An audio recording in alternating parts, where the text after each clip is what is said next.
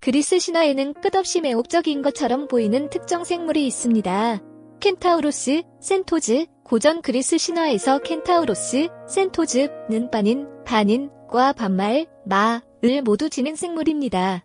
그들은 종종 말의 몸과 다리를 가진 인간의 머리와 몸통으로 묘사됩니다.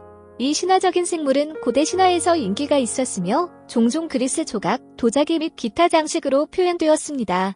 동물계와 인간이 맺은 복잡한 관계, 문명과 야만의 긴장을 상징했다. 민담에 자주 등장하지만 그리스 전통에서 켄타우로스 신화의 명확한 기원은 없습니다. 그럼에도 불구하고 켄타우로스는 가장 쉽게 알아볼 수 있는 신화 속 생물 중 하나로 남아있으며 현대미술, 영화, 문학 작품에 여전히 등장합니다. 고대 그리스에는 켄타우로스에 관한 많은 이야기가 있었습니다. 그리스 켄타우로스 중 가장 유명한 것은 의학의 신의 가정교사로 알려진 키론입니다. 신화에 따르면 카이라는 허큘리즈와 어킬리즈의 가정교사 역할을 합니다. 그는 종종 어깨에 나뭇가지를 휘두르고 몸에 말털이 적은 것으로 묘사됩니다.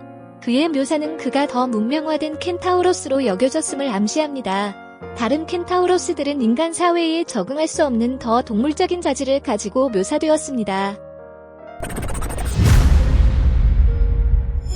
연구원들은 켄타우로스가 실제로 존재했다고 주장합니다. 고고학자들은 기이한 생물을 묘사한 암벽화를 발견하고 그것을 인간과 동물의 잡종인 테리안트랍스라고 불렀습니다. 연구원들은 고대 예술가들이 그림을 실물로 만들었다고 믿습니다.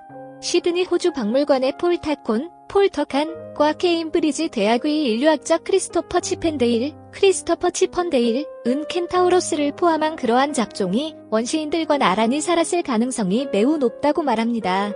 호주와 남아프리카에서 연구원들은 인간의 머리를 가진 동물과 32,000년 이상 된 동물의 머리를 가진 인간을 보여주는 수십 개의 암벽화를 발견했습니다. 그들은 역사상 처음으로 이상한 그림에 대한 상세한 연구를 했습니다.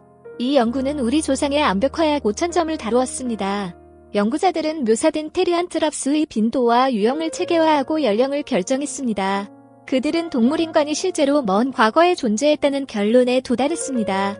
그들은 원시인들이 본 적이 없는 것을 거의 그릴 수 없다고 믿습니다. 고대 그리스와 로마의 신화에서도 동물인간에 대해 이야기하고 있는데 켄타우로스가 가장 많이 등장합니다.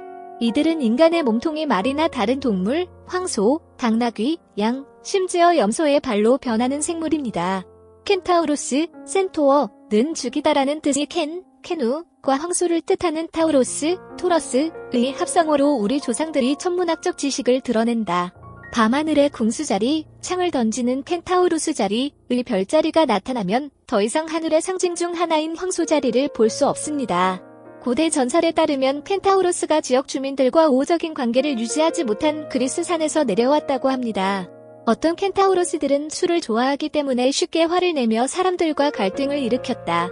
신화 전문가인 역사과학 후보 알렉산드르 구예프는 동물인간은 고대시대의 전형적인 모습인 인간과 동물의 성접촉의 결과라고 말했다. 전문가는 많은 사람들이 자신이 동물의 후손이라고 믿었다고 덧붙였습니다. 티베트인은 원숭이의 후손이라고 믿었고 힌두교인은 말을 조상으로, 태국인은 개에서 후손이라고 생각했으며 베트남인은 용의 후손이라고 믿었습니다. 일부 고대 전설은 참으로 절대적으로 이상합니다. 위대한 정복자 엘리그젠더 더 그레이트는 그의 어머니가 풀뱀과 접촉한 후에 잉태되었다는 오래된 그리스 신화가 있습니다. 모든 신과 인간의 수호신인 제우스는 마케도니아 왕의 딸 올림피아를 유혹하기 위해 몸을 돌렸습니다. 역사적 출처에 따르면 버거리는 고대 그리스와 로마인들 사이에서 매우 인기가 있었습니다. 전설에 따르면 그리스 학자 탈레스는 더 많은 켄타우로스를 낳지 않기 위해 결혼하지 않은 양치기와 교전하지 말라고 그의 주인 페리 안드레에게 조언했습니다. 로마의 풍자 작가 주번에 일리주는 로마 여성들은 종종 당나귀를 유혹하기 위해 벌거벗은 엉덩이를 노출시켰습니다. 이집트에서는 이러한 접촉이 다산 숭배 의식의 일부였습니다. 고대에는 전사들이 전투할 때마다 양이나 염소 떼를 가져갔습니다. 그들은 먹고 섹스하기 위해 동물을 사용했습니다. 1562년 카톨릭이 리옹을 포위했을 때 이탈리아군이 탈영했다는 서면 증거가 있는데 성적인 접촉을 하는 양이 너무 적기 때문입니다. 군인과 동물 사이의 성관계를 허용하는 것은 매춘부와 성관계를 갖는 것보다 덜 나쁜 것으로 여겨집니다. 존경받는 학자 페러셀서스 커다노 및 유명한 16세기 포투뉴 라이세티는 반복적으로 하이브리드의 탄생을 등록했습니다. 인간에 의해 태어난 동물 아이, 동물에 의해 태어난 인간 아이. 그들의 메모에는 말, 코끼리, 개, 심지어 사자까지 언급되어 있습니다. 엘릭젠더 구려프는 얼마 전 공식 과학이 인간과 동물이 교배 가능성을 인식하지 못했다고 말합니다. 그러나 최근 신뢰할 수 있는 과학 소식통은 유전자 실험의 결과를 발표했는데 그 결과 연구자들이 시험관에서 키메라, 인간의 일부와 동물 세포의 일부를 갖는 세균이 발견되었습니다.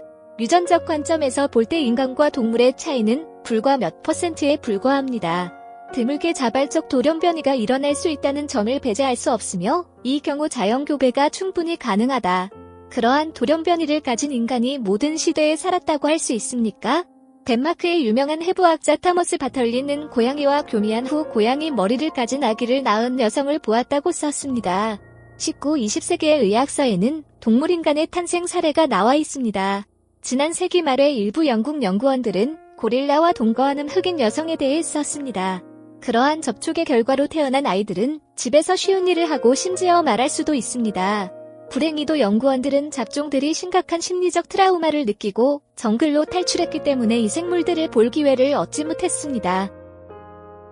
엘릭젠더 구려프는 연구자들이 전체 켄타우로스 골격을 갖고 있는 것이 아니라 켄타우로스 골격의 상부와 하부가 많이 있다고 말합니다. 켄타우로스는 오늘날에도 계속해서 이야기에 등장합니다. 현대의 문학과 영화는 종종 그리스 전통을 따르며 켄타우로스는 고대 세계의 풍부한 신화의 매혹적인 산물입니다. 이 잡종 생물은 이전에 인간이 야만에 가깝다는 상징으로 사용되었지만 오늘날에는 종종 현명하고 고귀한 생물로 표현됩니다.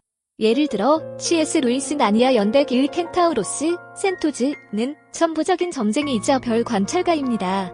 또한 J.K. 롤링의 해리파터 시리즈는 켄타우로스를 숙련된 치료사 및 점성학자로 묘사합니다. 켄타우로스가 그리스 개념 시대부터 오랜 역사를 가지고 있지만 오늘날에도 여전히 이야기에 등장하는 것은 우연이 아닙니다. 이 잡종 생물은 인간과 동물의 경계에 걸쳐 있습니다. 그들은 지식이 풍부하고 야생적이며 인간 문명으로 길들일 수 없습니다.